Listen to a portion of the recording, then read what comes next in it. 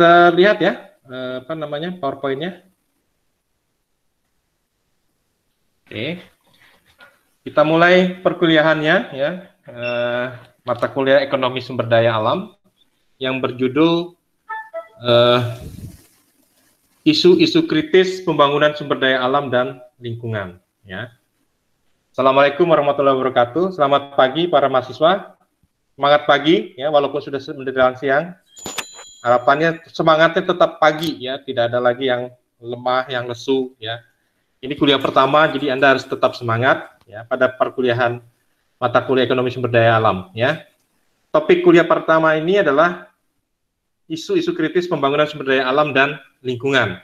Ya, sebagaimana kita tahu bahwa sumber daya alam di Indonesia sangat kaya dan berlimpah, sehingga berdasarkan pasal 33 ayat 3 Undang-Undang Dasar 1945 yang berbunyi, bumi dan air dan kekayaan alam yang terkandung di dalamnya dikuasai oleh negara dan dipergunakan untuk sebesar-besarnya kemakmuran rakyat. Ya. Nah, oleh karena itu sangat penting bagi kita nih untuk mengetahui isu-isu terkini berkaitan permasalahan dan pemanfaatan sumber daya alam. Ya, isu-isu pemanfaatan sumber daya alam ini bukan hanya bersifat lokal dan domestik yang terjadi di Indonesia. Ya, kenapa? Karena ini merupakan isu global internasional yang akan mempengaruhi sumber daya alam lingkungan di Indonesia. Contohnya, ya, penebangan hutan di Kalimantan itu akan menyebabkan apa? Akan menyebabkan mencairnya es di kutub utara. Loh, hubungannya apa? Ingat, ya, di bumi ini terjadi ada namanya interaksi. Pada saat hutan ditebang, ya, oksigen yang dikeluarkan sedikit, sehingga apa yang terjadi? Pemanasan global. Pemanasan global bukan hanya terjadi di Indonesia, tapi lintas batas, lintas negara, bahkan sampai menuju ke kutub utara. Kenaikan 1 derajat saja menyebabkan mencairnya es sekian ton, miliar ton. Ya, apalagi 2 derajat. Nah, sehingga isu-isu ini terjadi, isu-isu global ini terjadi bukan hanya di Indonesia tapi di dunia ya. Jadi kita harus mempelajari isu-isu kritis pembangunan ini ya. Jangan sampai istilahnya pembangunan yang mengejar pertumbuhan ekonomi itu justru akan menurunkan pertumbuhan ekonomi itu sendiri. Contohnya apa? Pada saat kita menebang hutan untuk mendapatkan nilai hutan ya, nilai dari pemanfaatan hutan ya, contohnya kayu. Kita tebang hutan dapat kayu, it's okay. Pertumbuhan ekonomi lokal terjadi. Tapi ingat, begitu hutan ditebang, tidak ditanami kembali, yang terjadi adalah erosi tanah longsor dan bencana-bencana lainnya. Yang menyebabkan apa? Pertumbuhan lokal juga akan menurun. Ya, jadi kita harus menghitung optimalnya di situ. Ya, sehingga mata kuliah ini akan mengajarkan kita bagaimana alokasi optimal sumber daya alam dalam waktu selama mungkin. Tetap berkelanjutan untuk kemakmuran rakyat, bangsa, dan negara. Kata kuncinya ada 3 dalam mempelajari mata kuliah ekonomi sumber daya alam ini. Pertama adalah alokasi optimal sumber daya alam. Nah, hutan boleh ditebang nggak? Boleh. Hutan disediakan oleh Tuhan buat kita untuk dimanfaatkan. Boleh tebang? Boleh. Tapi ingat, ya, penebangan itu juga ada namanya optimal. Tidak boleh dihabisin semua. Kalau sudah optimal, nanti habis itu ditanami kembali. Supaya apa? Supaya tidak terjadi tadi tanah longsor dan sebagainya. Ya, ikan boleh ditangkap nggak di laut? Boleh. Ya, kenapa? Orang ikan disediakan oleh Tuhan buat kita kok. Nah, cuma sekali lagi boleh dimanfaatkan, tapi ada optimal pemanangkapannya. Nggak boleh dihabisin semua. Kenapa? Ikan itu beranak pinak. Ya, beranak pinak sehingga apa? Kalau dihabiskan semua induknya, ya terus nggak gimana beranak pinaknya. Sehingga apa? Nanti untuk yang selanjutnya sudah tidak bisa dimanfaatkan. Nah, kata kuncinya dalam mata kuliah ekonomi sumber daya ini ada 3. Pertama adalah alokasi optimal sumber daya alam. Ya, alokasi optimal sumber daya alam. Berapa yang bisa kita tangkap? Berapa yang bisa kita manfaatkan? Berapa yang bisa kita tebang? Berapa yang bisa kita ekstraksi? Itu kata kunci pertama. Yang kedua adalah dalam waktu selama mungkin. Artinya apa? Kita memanfaatkan bukan hanya untuk tahun ini, bukan hanya untuk 10 tahun ke depan, tapi untuk anak cucu kita. Makanya ada istilah bahwa alam ini dititipkan oleh anak cucu kita. Ya, bukan terbalik, kita menitipkan alam ini buat anak cucu kita, bukan. Tapi alam ini dititipkan oleh anak cucu kita agar dapat dimanfaatkan. Ya, sehingga apa? Pada saat kita manfaatkan, jangan sampai mereka nanti tidak bisa memanfaatkan lagi. Ya. Nah, di situ berarti ada kunci kedua adalah tetap berkelanjutan dalam waktu selama mungkin. Ya, dalam waktu selama mungkin. Ada kata kunci kedua. Artinya adalah waktu di situ. Kata kunci ketiga, ya, kata kunci ketiga adalah untuk kemakmuran rakyat, bangsa dan negara. Ya, kata kunci ketiga. Ya, artinya apa? Bahwa pemanfaatan sumber daya alam ini bukan hanya milik orang per orang, bukan hanya milik kelompok per kelompok, tapi sumber daya alam ini adalah milik masyarakat atau rakyat Indonesia yang diatur oleh negara. Kenapa diatur negara? Dengan pasal 33 tadi. Kalau tidak diatur oleh negara, maka apa yang terjadi adalah orang yang bermodal kuat, orang yang memiliki kemampuan kuat, akan lebih cenderung invasif, akan mengambil sebanyak mungkin. Ya, sehingga apa? Negara memiliki power untuk mengatur. Dengan cara apa? Memberikan izin. Izin itu terbatas, artinya ada pengelolaan di situ. Ya, oke. Jadi mata kuliah ekonomi sumber daya alam ini ada 3 hal kata kunci. Pertama adalah alokasi optimal sumber daya alam yang bisa dimanfaatkan. Yang kedua adalah dalam waktu selama mungkin untuk tetap berkelanjutan. Yang ketiga adalah untuk kemakmuran rakyat, bangsa dan negara. 3 kata kunci itu. Ya. Nah, di sini tim pengajarnya adalah pertama koordinatornya adalah Bapak Profesor Ahmad Fauzi sebagai koordinator, yang kedua Ibu Dr. Eva Anggreni, yang ketiga saya Dr. Beni Ostana Baban, yang keempat Dr. Kastana Sapanli, yang kelima Insinyur Indiantoro MSP, yang keenam Bapak Rizal Bakhtiar SPI MSI yang nanti akan menggantikan pada saat bagian UAS ya. Yang ketujuh Ibu Asti Istiqomah SPMSI, yang ke-8 Ibu Dina Lianita Sari SSI MSI, yang ke-9 Ibu Osmaleli S Sarjana SE MSI. Oke. Sebelum lanjut di kuliah berikutnya, ya judul saja sudah panjang gitu ya. Ada yang mau bertanya di sini? Ada yang mau bertanya? Sebelum saya mulai ke selanjutnya. Ada yang mau bertanya? Karena tadi, ya, kenapa penting saya berikan kata kunci tadi? Ya, kata kunci tadi itu menjadi dasar dalam mempelajari mata kuliah ekonomi sumber daya alam. Itu saya berikan di awal. Ya, oke. Kalau tidak ada yang bertanya, akan saya lanjutkan ke slide kedua. Ya. Oke. Dengan slide kedua. Ya. Nah, kita lihat di situ berdasarkan SDGs ya atau Sustainable Development Goals. Jadi kita sudah meratifikasi SDGs ya internasional.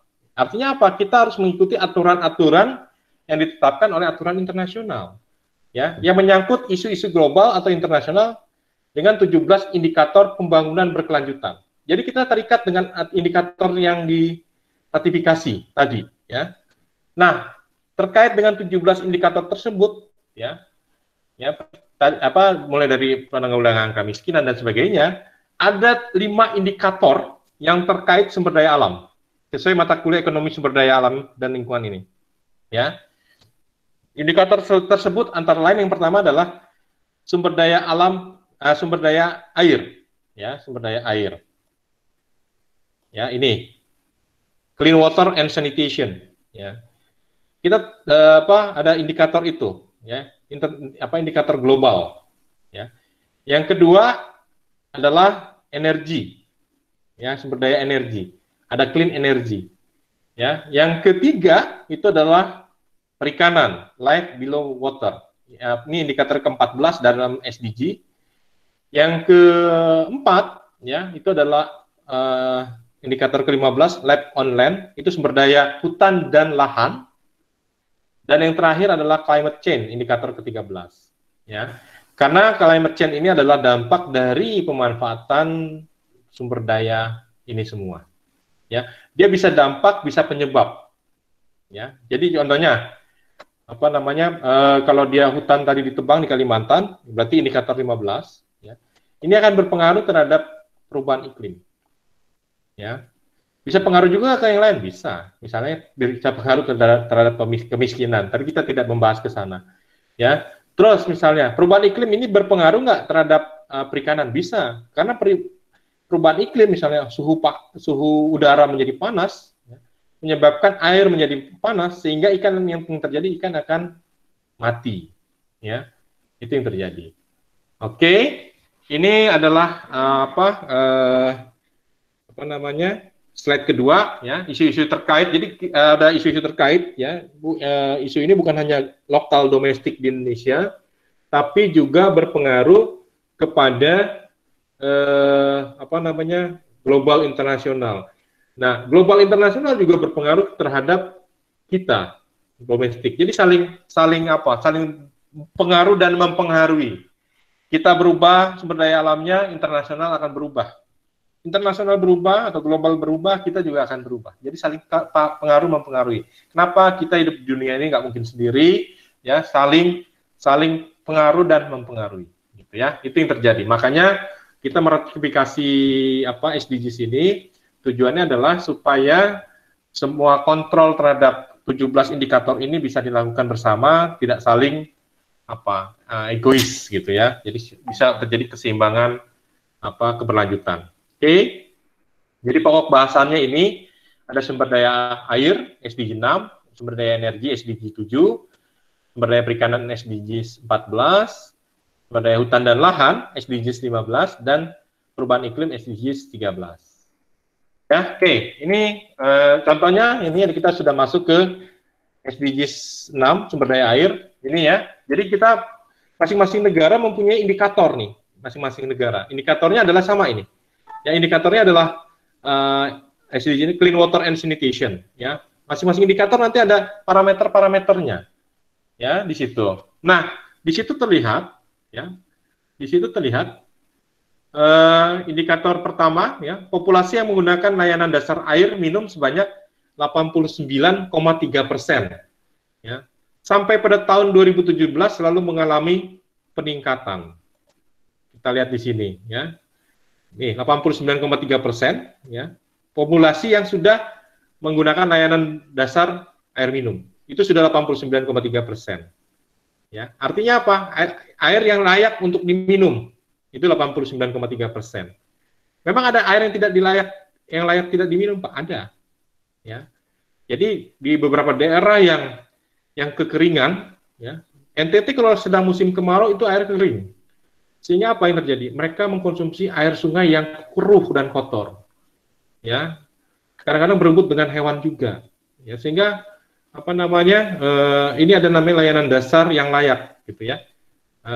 Terpenuhi. Sudah meningkat 89,3% sudah terpenuhi. Ini data tahun 2017 dan meningkat sejak tahun 2017. Tapi ini masih di bawah ambang batas, masih kuning tandanya. Ya. Seharusnya kalau bisa kan 100%, namanya air minum kan harus bersih ya, harusnya dia tinggi. Nah, terus yang berikutnya adalah, yang kedua adalah populasi yang menggunakan layanan dasar sanitasi, layanan dasar sanitasi ya. Itu 73,1% ya tahun 2017, itu tandanya merah. Tapi sudah meningkat.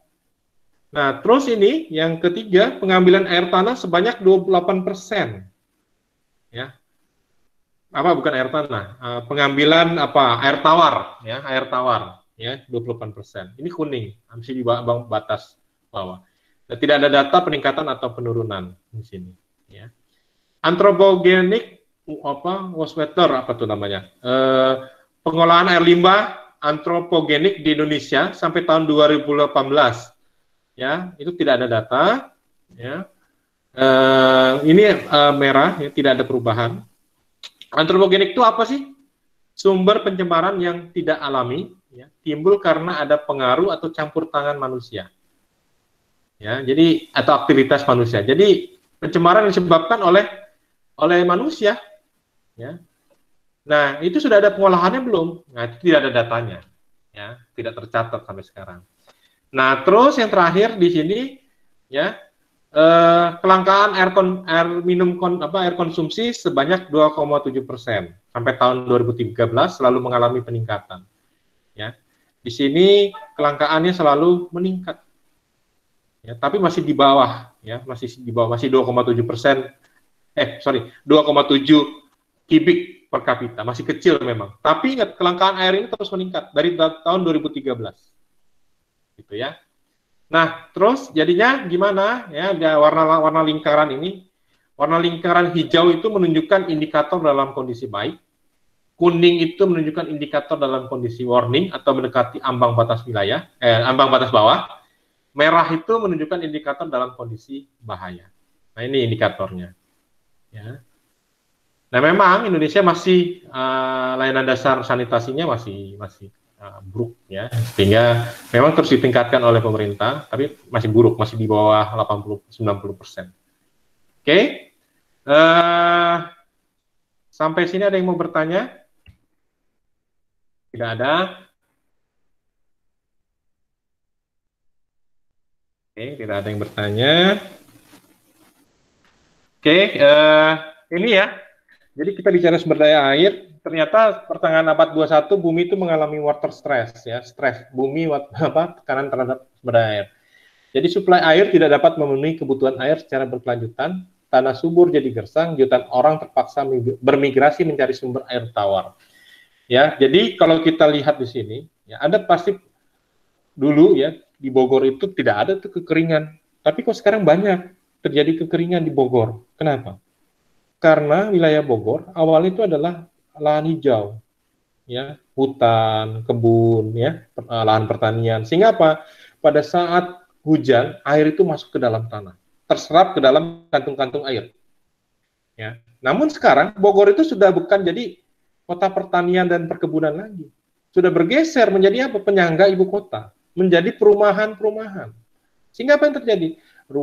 Lahan tanahnya sudah tertutup tembok, lahan tanahnya sudah menjadi jalan, perumahan, pertokoan, dan sebagainya. Sehingga apa yang terjadi? Pada saat hujan, air tidak lagi menyerap ke dalam kantung-kantung air, tapi langsung terbuang menuju ke sungai. Pada saat air sudah ada di sungai, akan terbuang lagi ke laut. Padahal ingat, ya, Tuhan menciptakan proses air itu, ya, pemanasan air itu di laut, dipanaskan, uap menjadi awan, awan terbawa ke daerah pegunungan, awan menabrak gunung, perubahan tekanan dan sebagainya, hujan di gunung. Pada saat hujan di gunung, air itu akan turun ke kantong-kantong air yang terserap di dalam tanah. Dan itulah menjadi air tanah. Ya, namun sekarang kondisinya sudah tidak bisa, karena sudah tertutup oleh tembok, ya, oleh semen, oleh rumah, oleh villa, oleh ruko dan sebagainya. Sehingga air langsung menuju ke sungai, dan dari sungai menuju ke laut. Jadi air itu sudah terbuang, air bersih dari hujan itu sudah terbuang, tidak bisa terserap ke dalam tanah. Nah, jika ini terus dibiarkan, maka yang terjadi adalah kelangkaan air, dan ini terus meningkat, ya, terus meningkat. Ya, jika Anda bayangkan seluruh wilayah Bogor sudah terkonversi menjadi lahan perumahan, pemukiman dan sebagainya, ya, yang terjadi seperti puncak, ya, pada saat musim hujan, ya, karena di daerah puncak, daerah gunung ini sudah menjadi vila-vila, Jakarta kena dampak. Apa yang terjadi? Banjir, karena sudah tidak ada lagi penyerapan air ke dalam tanah, terus penahan air ke sungai itu sudah tidak ada lagi, sehingga air langsung kebuang ke laut, ya. Nah, itu yang terjadi. Nah, di beberapa kota di dunia juga sama, ya. Pada saat semuanya sudah tidak ada penyerapan air, maka water stress terjadi. Kantung-kantung air kosong. Nah, yang kedua adalah pada saat kantung-kantung air kosong, ya, di daerah rendah, di daerah dataran rendah seperti di Jakarta, intrusi air laut masuk. Karena kenapa? Kantong airnya kosong, ya, ibarat balon, sudah diambilin airnya, kosong kan? Nah, terjadilah intrusi air laut. Dia akan terisi oleh air laut yang masuk. Sehingga air tawar itu sudah berubah di Jakarta menjadi air payau, air asin. Ya, beberapa di daerah di Jakarta sampai jarak sekian kilometer, 5 kilometer dari laut, itu air sudah mulai payau dan asin, sudah tidak bisa dikonsumsi. Ya, itulah tekanan terhadap air di dunia, itu yang terjadi. Dan ini bukan hanya terjadi di Indonesia, di seluruh dunia. Ya, jika dibiarkan terus-menerus, ini akan menyebabkan kelangkaan air. Nah, ini yang harus diwaspadai. Ya, sehingga Anda harus memahami teori dari sumber daya air. Ya. Nah, kita lihat di sini proporsi jumlah air di bumi. Ya. Kita lihat di bumi ini cuma 2,5% air tawar, sisanya 97,5% itu adalah air laut. Ya. Kenapa? Karena memang pada prinsipnya air laut ini nanti diuapkan menjadi air tawar. Tapi kan masalahnya adalah pada saat mau berubah menjadi air tawar, proses ini terganggu. Terganggu oleh apa? Penyerapan yang gagal. Ya, sehingga terbuang kembali ke laut. Itu yang terjadi. Ya. Nah, sedangkan dari 2,5% ini terbayang sama Anda, 2,5% ini ya dari air tawar, total yang terbagi lagi banyak. Ya, 68,9% itu ada di kutub. Kebayang sama Anda, 2,5% air tawar, tapi 68,9 dari 2,5% itu adanya di salju dan yang ada di kutub sana. Ya, 0,9% itu ada di rawa-rawa, ya, di gambut dan sebagainya. 0,3% ada di danau dan sungai. 29,9% ada di dalam tanah. Ya, berarti sangat sedikit sekali air di tanah ini, cuma 29,9% yang bisa dikonsumsi, yang bisa digunakan. Nah, itulah yang perlu diwaspadai. Makanya Anda perlu memahami tentang air, ya, sumber daya air. Nah, ingat, air itu juga terbagi dua, sumber daya terbarukan dan tidak terbarukan. Pada saat kita bicara groundwater, ini adalah sumber daya tidak terbarukan. Kenapa? Karena proses penyerapannya ke dalam kantung air membutuhkan waktu di atas 50 tahun. Ya, di airnya netes. Bayangin kantong air sebegitu besar di dalam tanah, dia hanya netes penyerapannya. Nah, terus kalau sumber daya air yang dikatakan terbarukan yang mana? Yang ini, proses terbarukannya air laut mengalami penguapan menjadi hujan yang diserap, itu adalah proses sumber daya air terbarukan. Kenapa? Di prosesnya ada terus. Dan jika hujan ada air tawar lagi, jika hujan ada air lagi, ya, itu yang terjadi. Tapi kalau groundwater itu sumber daya air tidak terbarukan.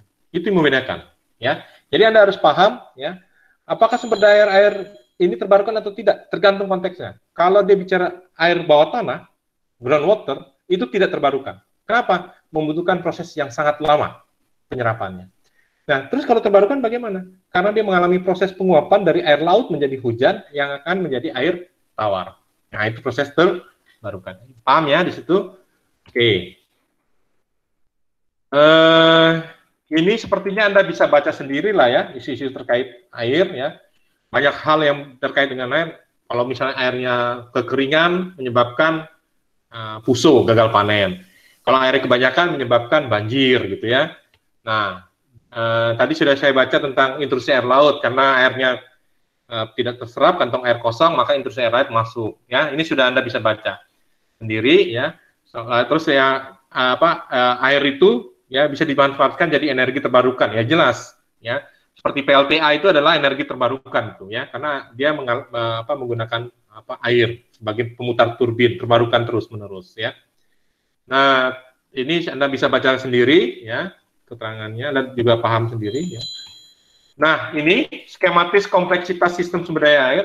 Di sini ada orang-orang atau lembaga atau stakeholder yang berkepentingan terhadap sumber daya air ini ya.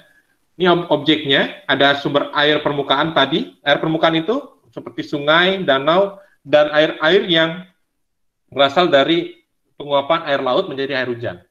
Kalau sumber air bawah tanah berarti air groundwater tadi yang lama sekali. Terus sumber daya lahan, sumber daya lainnya. Outputnya ini, ya. Contohnya seperti ini ya. Misalnya kita ambil masyarakat petani. Ya. Petani itu dia memanfaatkan sumber daya lahan untuk apa? Untuk media tanam. Tapi petani juga memanfaatkan sumber air mana? Bisa sumber air permukaan, ya, dari irigasi.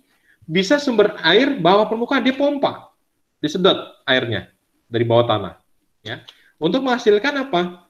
Ini padi. Nah, output dari pemanfaatan sumber daya lahan dengan sumber daya air permukaan itu bisa digunakan menjadi namanya irigasi, gitu ya. Nah, terus misalnya pembudidaya, dia memanfaatkan sumber daya lahan juga untuk kolam ikan. Ini dimanfaatkan adalah air sungai, sehingga air sungai ini ya menjadi air kolam perikanan. Atau industri PAM di sini, industri atau PDAM. Ya, dia harus membutuhkan lahan untuk proses pengolahan air. Nah, airnya bisa dua sumbernya, bisa dari sumber air permukaan, bisa sumber air bawah tanah. Dan dia akan outputnya adalah menghasilkan air baku atau air bersih. Gitu ya, cara membacanya seperti itu. Ya, ini adalah stakeholder atau pengguna air. Ini adalah objeknya, ini adalah outputnya. Jadi Anda bisa melihat di situ, ya. Oke, sampai sini ada yang mau bertanya tentang skematis ini? Ada yang mau bertanya? Tidak ada, kita lanjut biar cepat, ya, karena masih 64 slide, banyak sekali. Jadi saya skip saja. Nah, ini aspek pengelolaan sumber daya air, ya. Nah, di sini ada konservasi sumber daya air, ya. Nah, di sini ada perlindungan dan pelestarian sumber daya air, ada pengawetan, ada pengelolaan, ada pengendalian.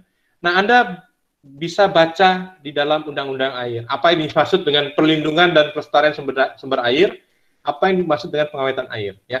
Jadi saya tidak terangkan di sini, ya, supaya Anda bisa baca undang-undang tentang sumber daya air, ya. Jadi masing-masing ini ada masing-masing perbedaan, ya. Apa yang disebut dengan perlindungan, apa yang disebut dengan pelestarian, apa yang disebut dengan pengawetan, itu beda. Ya, kalau pengelolaan jelas jelas inilah ya, Anda pahami. Pengendalian juga Anda pahami. Ya, di sini juga ada pendayagunaan sumber daya air tadi, ya. Ada tata guna, ada penyediaan, ada penggunaan dan pengembangan dan sebagainya. Ya, ini informasi ini bisa Anda baca sendiri dalam aspek pengelolaan sumber daya air. Cuma kata-kata yang di sini, ya, Anda bisa baca undang-undangnya. Ya, perlindungan bedanya apa dengan pengawetan? Pelestarian bedanya dengan perlindungan apa? Ya, itu ada di undang-undangnya. Ya, harapannya Anda baca, gitu ya. Oke, next. Nah, ini aturan terkait air, ya. Jadi Undang-Undang Nomor 23 Tahun 97 pengelolaan lingkungan hidup adanya kewajiban bagi setiap orang, ya, bukan hanya orang di sini, lembaga, untuk mencegah dan menanggulangi pencemaran dan kerusakan lingkungan hidup. Itulah yang diwajibkan oleh perusahaan-perusahaan. Ya. Kenapa? Kok ini masuk ke pengelolaan lingkungan hidup? Anda pernah dengar Citarum bersih? Ya. Anda pernah nonton di YouTube mungkin atau di televisi, ya, tahun kemarin atau 2 tahun yang lalu dengan program Citarum bersih. Setiap pabrik-pabrik yang ada di bantaran Sungai Citarum, ya, itu disidak. Ya. Jika tidak memiliki alat pengolahan air, maka pabriknya ditutup atau lubang pembuangannya ditutup. Ya, kenapa? Karena mereka menyalahi undang-undang ini. Ya. Kebayang ya, sumber air permukaan, air bersih dicemari oleh pembuangan limbah. Ya, mereka tidak olah, langsung buang. Ya, sehingga apa? Mereka menyalahi undang-undang ini. Ya. Nah, mereka menyebabkan kerusakan lingkungan hidup. Terus ada lagi Undang-Undang RI Nomor 7 Tahun 2004 tentang sumber daya air. Tapi undang-undang ini dibatalkan oleh MK. Kenapa? Karena bunyinya dalam pasal 8 dan pasal 9 itu tentang privatisasi air oleh swasta. Ya. Nah, ini bertentangan dengan Undang-Undang 45. Kenapa disebut dengan privatisasi oleh swasta? Pertama, Anda pernah lihat